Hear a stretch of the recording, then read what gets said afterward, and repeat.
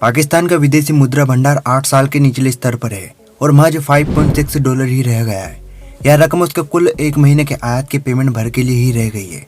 चाहे इस बचे विदेशी मुद्रा भंडार से वो अपने आवाम का पेट कुछ दिनों तक भर सकता है या फिर उससे देश के गवर्नमेंट एम्प्लॉय की सैलरी दे सकता है, क्योंकि पाकिस्तान के पास ना ही अपने कर्मचारियों को सैलरी देने के लिए पैसे बचे हैं और ना ही अपने आवाम को एक वक्त का खाना खिलाने के लिए।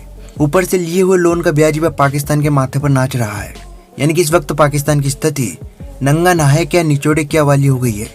तो चलिए देखते हैं कि पाकिस्तान कब और कैसे बहुत ही जल्दी दिवालिया होने जा रहा है। तो चलिए दोस्तों शुरू करते हैं आज का ये वीडियो। क्या पाकिस्तान दिवालिया होने के कगार पर है? भारत के पड़ोसी इस्लामिक मुल्क के हालात तो ऐसे ही संकेत दे रहे हैं। पाकिस्तान का विदेशी मुद्रा भंडार यानी कि फॉरेन रिजर्व महज $5.6 बिलियन का ही शेष बचा है। यह रकम उसके एक महीने के आयात के पेमेंट भर के लिए ही बची है। इसके अलावा सऊदी अरब से लेकर चीन तक के उसने बड़े पैमाने पर लोन ले रखे हैं, जिनकी अदायगी का भी संकट उस पर मंडरा रहा है। और आर्थिक जानकारों का कहना है कि ऐसी सिचुएशन में पाकिस्तान में पेमेंट की अदायगी का संकट पैदा हो सकता है। पाकिस्तान को अपने चालू खाता घाटे से निपटने और विदेशी कर्ज को निपटाने के लिए 26 अरब यानी कि $26 बिलियन की जरूरत है। पाकिस्तान के पास जो कुल विदेशी कर्ज है उसमें 30% तो अकेले चीन का ही है। पाकिस्तान को अगले 3 महीने में विदेशी कर्ज के $8.3 अरब की खेप चुकानी है, वो भी किस्तों के तौर पर।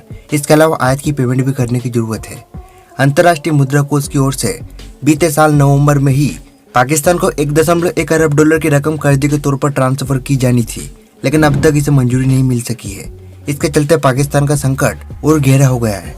पाकिस्तान फिलहाल इस संकट से बचने के लिए सऊदी अरब से ही उम्मीद लगाए बैठा है। हाल ही में सऊदी अरब के क्राउन प्रिंस मोहम्मद बिन सलमान ने पाकिस्तान के सेंट्रल बैंक में जमा फंड को $3 अरब से बढ़ाकर $5 अरब करने का फैसला लिया है। पाकिस्तान को उम्मीद है कि इससे भी उसे तात्कालिक तौर पर कुछ राहत तो मिल सकेगी। इसके अलावा चीन से भी वो अपील कर रहा है कि उससे लिए हुए लोन की इंस्टॉलमेंट्स यानी कि किस्तों की समय सीमा कुछ दिनों के लिए बढ़ा दी जाए, ताकि वह कुछ आराम दे सके। संकट कितना गहरा है इसे इस बात से भी समझ सकते हैं कि पाकिस्तान में मॉल और बाजारों को रात 8:30 बजे तक ही बंद कर दिया जा रहा है। इसकी वजह यह है कि बिजली की खपत कम की जाए। पाकिस्तान ने बाजारों और रेस्तरां को बंद करने का फैसला इसलिए लिया है ताकि 62 अरब पाकिस्तानी रुपए की बचत की जा सके। सरकारी विभागों से भी सभा सरकार ने यह विनती की है कि वह बिजली की खपत में 30% तक कम करे, ताकि खर्च बचाया जा सके। लेकिन दोस्तों, कभी भारत को परमाणु बम की धमकी देने वाले पाकिस्तान की हालत इतनी खराब कैसे हो गई?